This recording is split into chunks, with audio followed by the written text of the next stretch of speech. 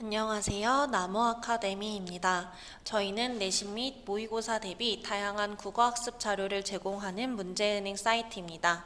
오늘은 9월에 시행한 고2 모의고사 문학 두 번째 지문인 영희록을 함께 살펴보도록 하겠습니다. 우선 이 글의 갈래는 영웅소설이자 고전소설입니다.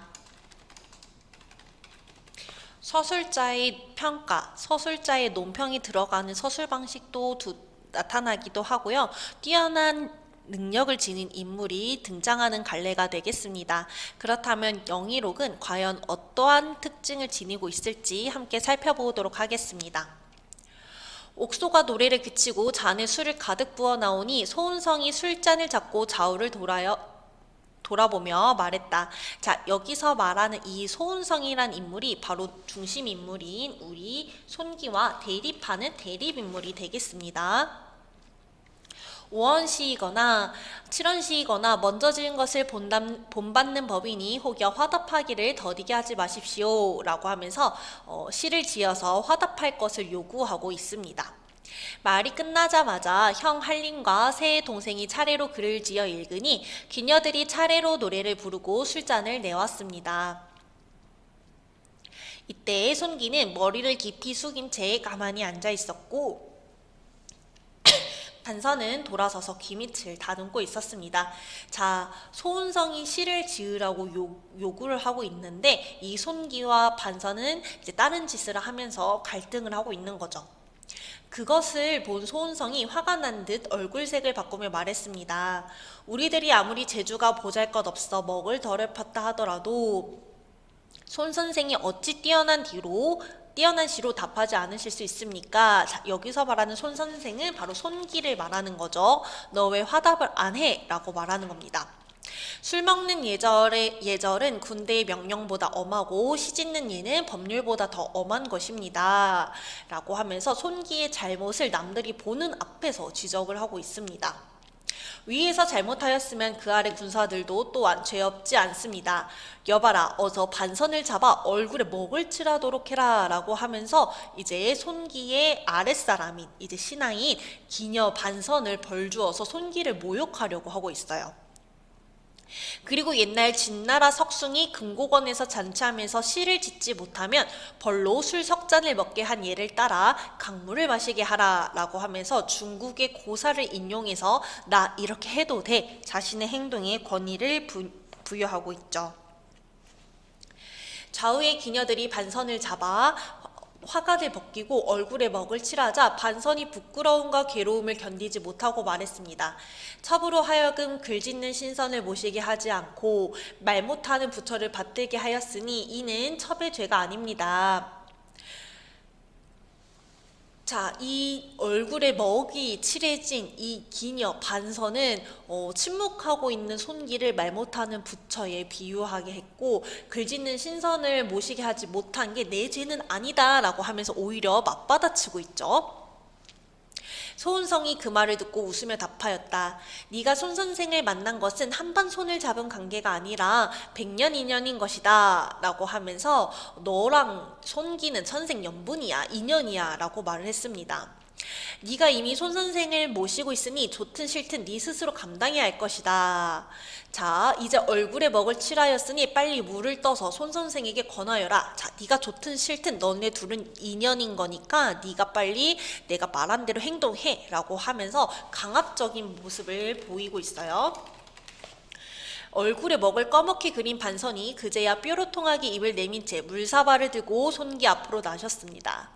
배 위의 모든 기역과 노복들이 풍채가 좋고 당당하며 말이 빛나고 문장이 출중한 소은성을 칭찬하면서 손기의 거동을 보고는 입을 막고 웃어댔습니다. 처음에는 억지로 버티고 앉아있던 손기가 시간이 갈수록 점점 얼굴을 배 밑바닥에 받고 일어나지 않았습니다. 소은성이 손기가 하는 행동과 강물을 먹지 않는 것을 보고 취흥이 더욱 높아져 아유 못된 놈이네요 그쵸? 반선을 꾸짖으며 손기 뒤통수에 물을 부으라고 명하였습니다. 이때 수모를 당한 손기는 100마리 잔나비가 뛰노는 듯 가슴이 쿵쾅거렸다. 하지만 한마디도 못하고 다만 자기도 모르게 원통한 눈물이 귀 밑으로 흘러내렸습니다. 이렇게 소은성이 자신을 괴롭혀도 아무런 대응을 하지 못한 거예요. 자, 눈물을 흘리고 나서야 이제 소은성이 엎드리면서 말을 했대요. 자, 워낙 재주가 높으신 선생님께서 시 한 번 읊지 않은 것을 이상하게 생각하고 있었다. 자, 그런데 이제 눈물이 얼굴에 가득한 것을 보니, 자, 눈물 흘리신 걸 보니까 필연 절친한 사람이 죽었거나 선조의 기일이 가까웠거나 한 까닭이 있었던 것 같다. 저희들은 그것도 모르고 시와 술로 즐길 것을 청했습니다. 무지함을 사죄드리며 또한 애도의 이해를 표합니다라고 하면서 갑자기 애도를 하고 있어요, 여러분. 자, 우는 이유를 나름대로 추측하고 조롱하는 건데 이게 겉으로 보면 위로 같은데요. 사실 조롱하는 거죠, 여러분. 그쵸?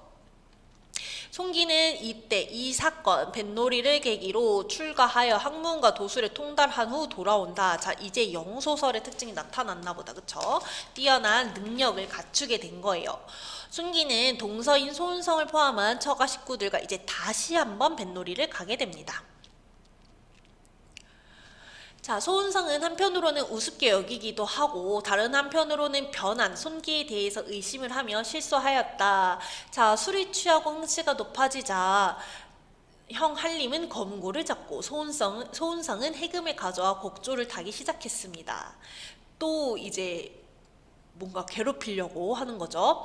우리 모두가 풍류를 도와 손 선생을 조금이라도 더 즐겁게 하기 위하여 애를 쓰는데 어찌 손 선생은 그대로 계실 뿐 우리들의 즐거움을 돕지 않으시는지요? 라고 하면서 너도 악기 연주를 같이 해라 라고 이야기를 합니다. 그러자 한림이 말을 하죠. 음률이라는 것은 아는 사람도 있고 알지 못하는 사람도 있으니 어찌 구태여 사람마다 다 하겠는가 라고 하면서 처음에 뱃놀이 갔을 때는 그냥 이제 술을 먹으면서 방관을 했었는데 이제 두 번째 뱃놀이에선 조금 개입을 하기 시작합니다. 자, 그러면서 소은성은요 옥피리를 주면서 굳이 송기에게 말을 하죠. 고사를 인용하면서 피리를 한번 불어달라고 또 한번 강요를 합니다. 자, 그런데 송기는 사양하지 않고 배의 가장자리에 기대어서 곡조를 연주했고요.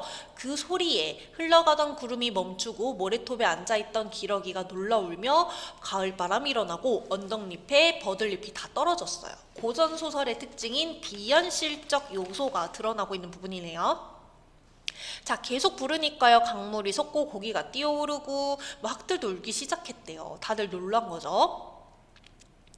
자, 그러고 손기가 주위의 하인을 돌아보면서 말을 하는데요. 자, 어양삼과 한곡조를 바쳤대요.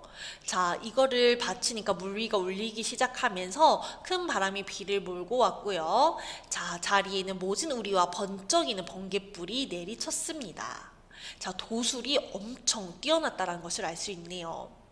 자, 이게 너무 무서우니까 소은성은 엎드려서 두려워하기 시작했습니다. 자, 다시 바람이 작고 물결이 잔잔해지자 자, 한림은 손기의 재주에 감탄했고요. 손기가 소은성을 놀리는 말로 했습니다. 누가 소상설을 용맹하다 했는가? 북소리 하나를 이기지 못하는데 어찌 삼군을 거느리는 장수가 되겠는가? 라고 하면서 자신이 과거에 당했던 모욕과 조롱을 되갚아 주었습니다.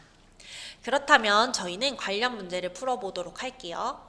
네, 저희는 1번 변형 문제를 함께 풀어보도록 하겠습니다. 윗글의 내용에 대한 이해로 적절하지 않은 것을 골라주시면 되겠습니다.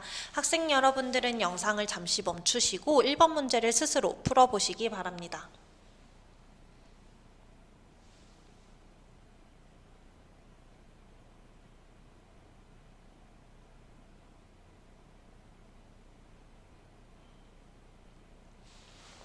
네. 문제를 잘 풀어보셨나요? 가장 적절하지 않은 것은 4번이 되겠죠. 형 한림은 첫 번째 뱃놀이에서부터 소은성을 만류하며 일단 여기서부터가 틀렸습니다. 아까 첫 번째 뱃놀이에서 형 한림이 어떠한 태도를 보였는지 한번 지문에서 확인을 해볼게요. 자, 형 한림과 새동생은 글을 지어 읽었습니다. 그렇기 때문에 형 한림이 소은성을 만류하면서 손기를 감싸주었다는 설명은 적절하지 않겠죠. 나머지 1번, 2번, 3번, 5번은 지문에서 확인할 수 있는 적절한 내용이 되겠습니다. 자, 2번 같은 경우는 어디에서 확인할 수 있었죠, 여러분? 자, 아까 이 부분에 해당이 되겠네요. 말 못하는 부처. 이 말 못하는 부처가 바로 자신이 모시고 있는 손기를 빗대는 표현이죠. 말을 못한다, 시 못 짓는다를 이렇게 돌려서 표현을 한 것입니다. 해당 지문에 대한 강의는 여기서 마무리하도록 하겠습니다. 더 많은 학습 자료는 저희 나무 아카데미를 참고해 주시기 바랍니다. 감사합니다.